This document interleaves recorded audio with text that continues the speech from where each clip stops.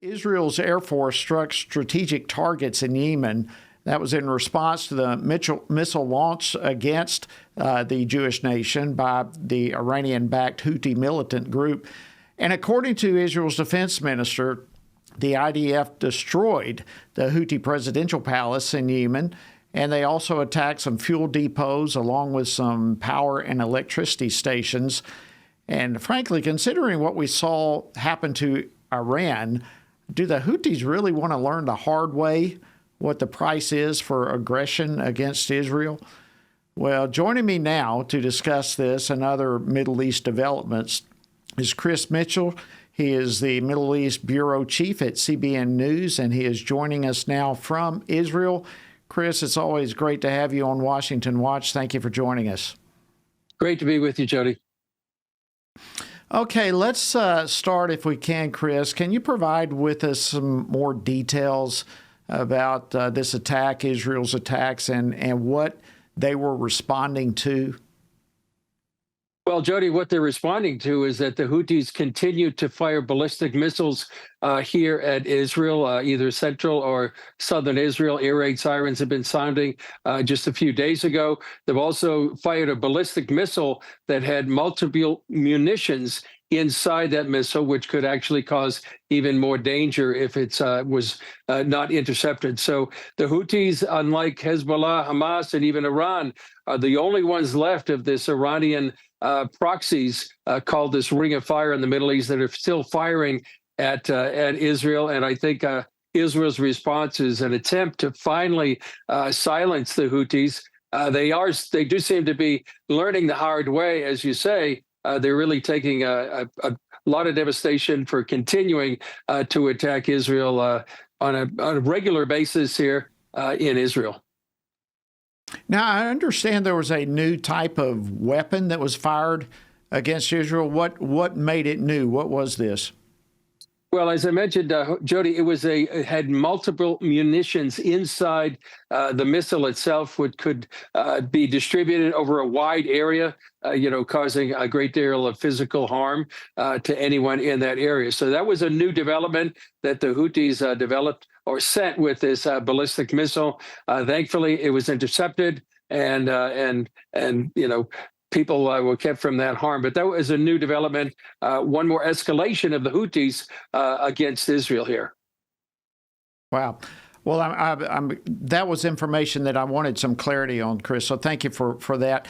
I also understand earlier today that the IDF troops struck a hospital in the Khan Yunis area, and there have been reports of harm, deaths to both civilians and potentially journalists.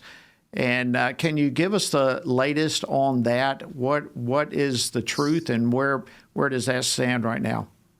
Well, just a little while ago, Jody, the Prime Minister's office actually came out with a statement, and they said that Israel deeply regrets the tragic mishap that occurred today at the Nasser hospital in Gaza. Israel values the work of journalists, medical staff, and all civilians. And it says the military authorities are conducting a thorough investigation, which is that was just released a few minutes ago, as well as the IDF came out with a statement that they are investigating the incident. Apparently, there were 5 journalists that were killed, and that maybe as many as 20 as killed in that mishap. The IDF did explain that the IDF is operating in a very complex military situation, and often in situations where Hamas uses civilians, even journalists, as human shields. So it's a very, very dangerous place. Hamas does this on a regular basis, but Israel is apologizing and for what they believe is a tragic mishap right now. It is a complex situation, and these human shields that Hamas uses, do we know if that was the case in this particular incident, or is that yet to be determined? It seems to yet to be determined, but it would seem likely the way that Hamas does operate by using human shields, by operating in hospitals as well. They have done that throughout the war. In fact, before the war, they have constructed an elaborate tunnel network under hospitals.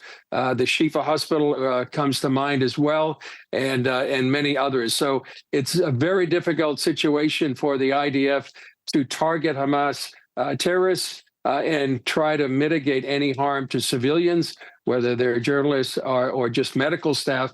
A very, very difficult situation that Israel has been operating in ever since after October 7th. Would you have any idea, Chris, other than the hatred for Israel that we see in so many places around the world right now, but what you just described, Hamas using human shields, and be it hospitals or schools or whatever it may be, to house some of their military operations, and yet the legacy media continues to ignore that and not bring it up.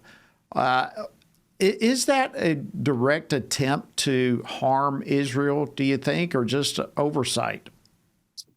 Well, it seems that way, Jody. It seems like a deliberate way to demonize, delegitimize Israel. The stories that are coming out of Gaza are sent around the world, and they seem to fuel these massive rallies sometimes as far away as Australia or London or other cities in Europe, where these images are just fueled and by and just calling for ways to eliminate Israel, which means Palestine from the river to the sea does mean the elimination of Israel. So it does seem a deliberate attempt. We've seen examples recently, Jody. The New York Times published that photo of an emaciated child. But it wasn't due to starvation. It was due to cerebral palsy and other images like that. It does seem like either irresponsible journalism, who not providing the context and the full story, and yet those images go out often around the world before actually the truth comes out. Yep, great point. I'm glad you brought that one back up again, because those images go back and they speak. I mean, the old adage that a picture's worth 1,000 words, those things have an impact on people. On a related note, Chris, Israel is also getting attacked right now, if we can use it that way, for aid distribution and the situation with that. I understand you were just inside Gaza last week. Can you share with us what you saw, what you heard and experienced? Yeah, Jody, we were at the last Thursday. We went to see a distribution site from the Gaza Humanitarian Foundation. They've been operating inside Gaza now for about 3 months, and they have provided over 130 million meals for the people of Gaza. I had to see firsthand some of that distribution to some of the women of Gaza who are getting potatoes and onions and some essentials to go back to their families. One woman was telling us this is really the only aid that they receive as a family. So they're doing what they can in a very extremely difficult circumstances, very dangerous circumstances, and yet they're doing what they can day by day. They have 4 distribution sites running right now. They plan to they're building 4 more, and they hope to go up to 16. Right now, what this is doing, Jody, it is undermining the monopoly that Hamas has had over the food distribution since the very beginning of the war. It's estimated that Hamas has sold the aid that it steals that comes into the Gaza Strip and made about $500 million just last year. So what that does, it helps them to recruit other fighters to pay for arms. And it actually helps them control the population. So the GHF is doing an amazing job to try to avoid and go around that monopoly by Hamas and providing aid directly to the people. I heard their responses to it. They're very thankful for that. And so that's one way Israel is actually facilitating this aid going into Gaza. It kind of undermines this whole idea of starvation. There is a lot of desperate people, no doubt about that. But Israel is doing what they can. Israel is also facilitating hundreds of trucks into Gaza of aid. Most of that is stolen by Hamas, and Israel really doesn't have any control once the trucks are in. But it's estimated they have sent in about 2 million tons of food since the beginning of the war. That's an equivalent of almost 1 ton per person. Wow.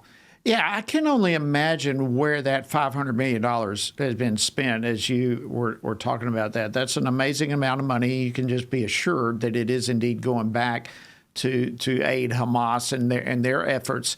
You have mentioned, Chris, in your reporting, and I think this is important based on what you were just sharing, but the battle that Israel is facing right now, it's certainly a battle for survival, no question about that, but it's also a battle for the truth, just the overall truth getting out. What's your overall assessment as to how that's playing out, given what you just saw last week in Gaza, where you just explained how Israel is facilitating the aid distribution?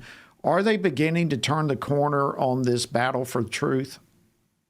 I'm not sure they're turning the battle, Jody, but it is probably maybe even a more important battle than what's happening on the battlefield is this battle for truth. Because what happens is that many times the information or misinformation or outright lies go further and farther before Israel can present its own case. And so that's, as we have mentioned, it seems to fuel this hatred of Israel, this demonization of Israel around the world. It's fueling anti-Semitism, where many Jews, fear for their lives sometimes. I know it's very dangerous. We've heard that from firsthand from Jews in France, as an example. But the battle for truth, and about a week and a half ago, I was at a press conference with Prime Minister Benjamin Netanyahu. He was asked that very question, and he said, actually, they're not winning that battle right now. I think they're losing it. But it really does need to be something that people are aware of, that there could be misinformation out there. They need to understand the context of certain situations, just like this tragic mishap today in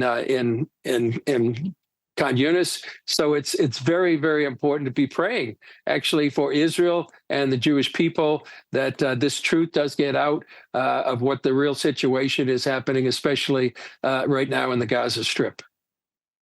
Well, we definitely want to be calling people to pray for that specific issue. Chris, also I wanted to ask you about Israel's plans now to take over Gaza City.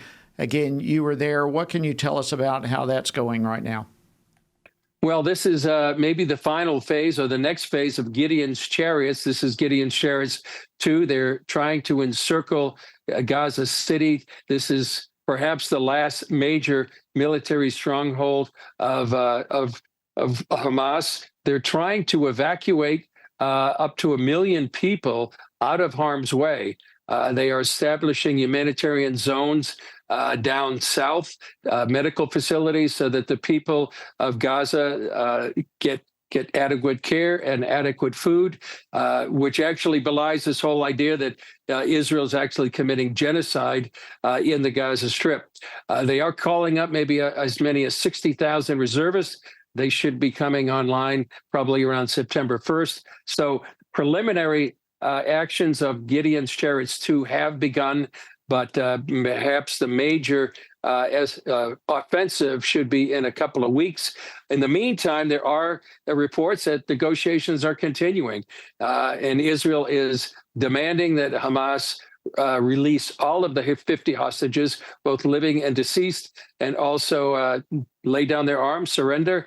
Not sure that's going to happen, but this is where we are right now, on the eve of this major offensive into Gaza City, and trying to eliminate any civilian casualties. One other thing, Jody, people should realize is that the IDF texts people, they call people, they send leaflets, they show people where to go, get out of harm's way. They try to minimize civilian casualties. On the contrary, Hamas uses those very same civilians as human shields. There are reports that they've actually killed their own people as they try to leave to these safe areas. And I'll add one other thing, Jody. When we were down there at the Gaza Humanitarian Foundation, we were warned over and over again. Now, when you release these stories, make sure you blur the images of the people receiving aid or the aid workers, only because that Hamas will target them. They have murdered some of these aid workers, and the people that come there to get aid actually put themselves at risk. Wow. If Hamas knows where they are and what they're doing. Thank you so much, Chris Mitchell. Always an honor to have you on with us, Middle East Bureau Chief at CBN News. God bless you, be safe, and we will continue praying.